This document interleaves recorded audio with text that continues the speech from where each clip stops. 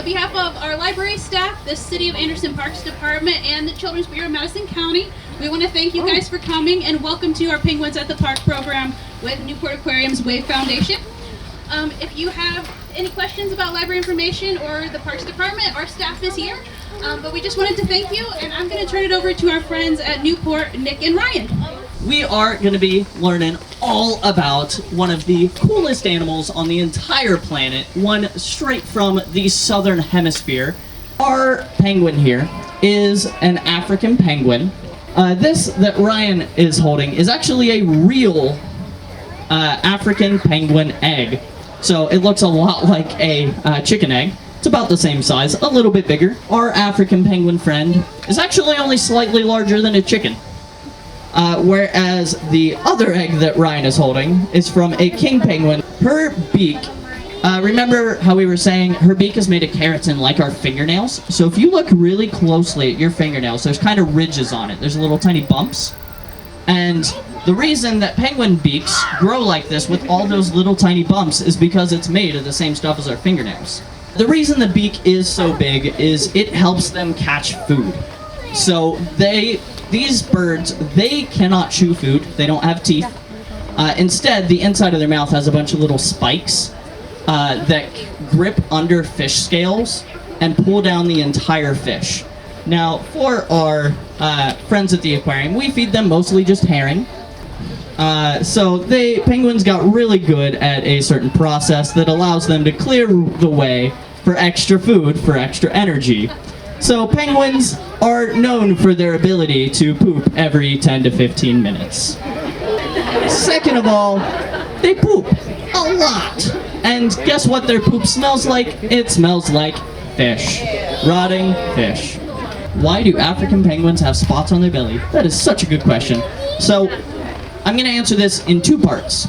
First part, the coloration of penguins, the black and white, is actually a type of camouflage called counter shading. So, if you were to look down into a really deep body of water, like a lake or something, can you see the bottom normally?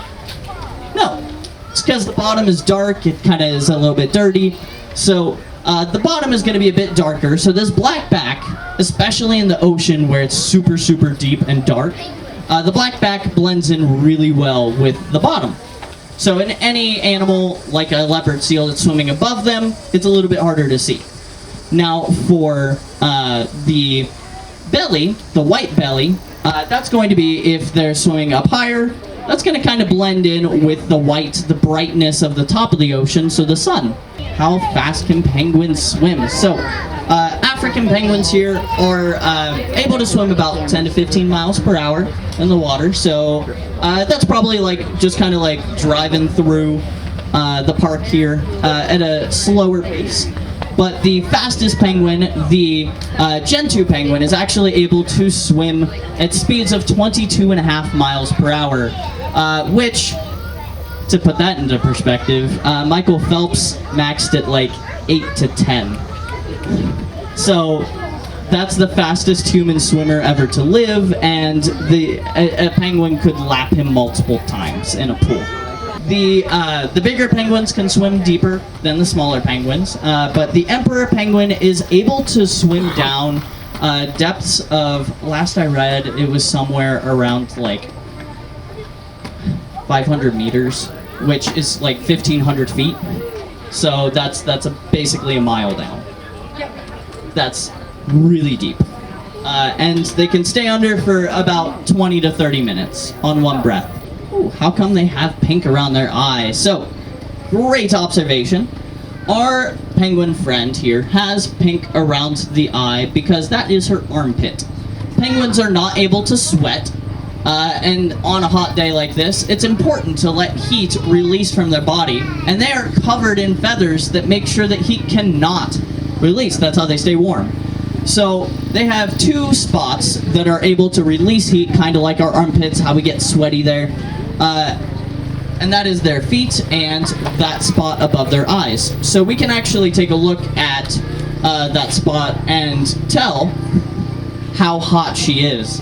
So as the program has kind of gone on, her color has gone between a little bit red, which is saying, hey, I'm getting warm, to a little bit more pink, which is, hey, I'm comfortable. Like right now it's kind of pink, which means she's good.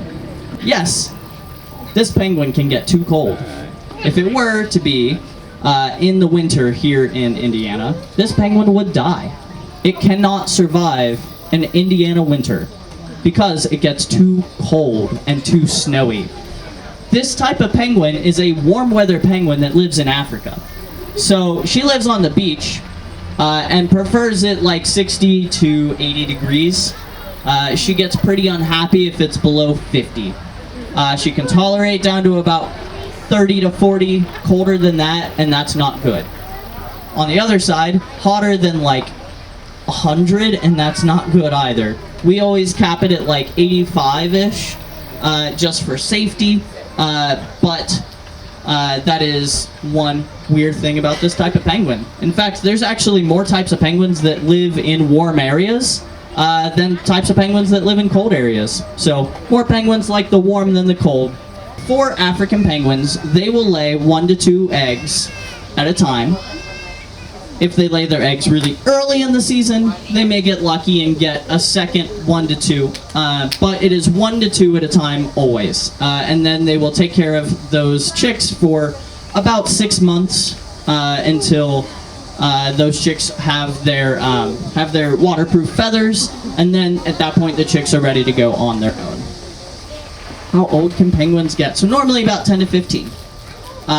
If they have professional care, that doubles to about 25 to 30 on average. So we have a couple of penguins at the aquarium that are like between 30 and 33-ish.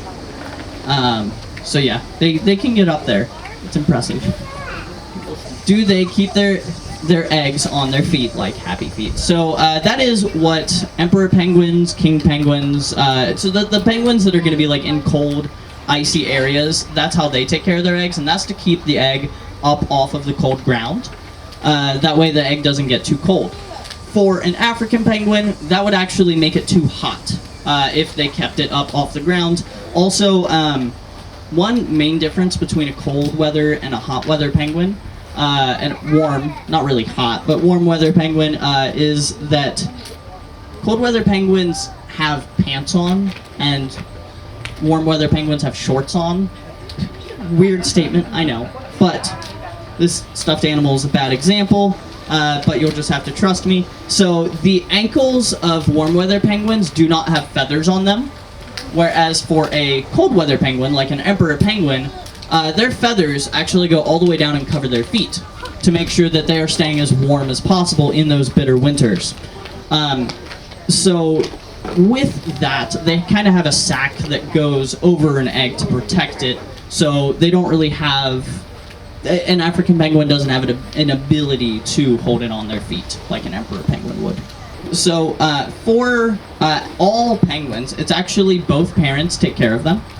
So what'll happen will be basically they'll alternate days of going out and fishing to get food, then they'll bring it back, and the other parent heads out. So it's literally like 6 months of just the parents trading off to raise the babies. So for the African penguin, you can only find it in South Africa and Namibia. Those are the only 2 countries, and there's like fewer than 10 cities. Do penguins bite people? I have been bitten so many times. Yes. It is a way to protect themselves, but they also have like different types of bites. There's the like, hey, you scared me bite, which is just kind of like a nip. That's the most common. If they're like really defensive, they like bite and twist. That hurts. If that one happens, you did something wrong. So that's not a common one at all. And then there's one that's actually in the bite category that isn't really biting. It's actually called, like, it's their social grooming, so like how monkeys will pick bugs off of each other. They will do what's called preening, and that's where they take their beaks and they go doo, doo, doo, doo, doo, doo. And it's really cute because they fix feathers, but if you're really close to them, and they know you, sometimes they will preen you because they're like, your hairs are all out of place, and I'm like, I know, dude, I can't do anything about it. course, we have to talk a little bit about the fact that blueberry species is in significant decline right now. So scientists are actually expecting African penguins to be extinct in the next 10 to 15 years. That is for the African penguin specifically. There are some that are expected to go extinct sooner, some that are doing quite well. So it depends on the type of penguin. I can tell you king penguins, they're doing great, they're fine. But for African penguins and others that live in South America, Africa, Australia, those are really the ones that are a little bit harder hit right now. There are a lot of things we can do to help the animals that live here, which is going to help all of the other animals around the world, because we're helping these ones, and you help one, you help them all.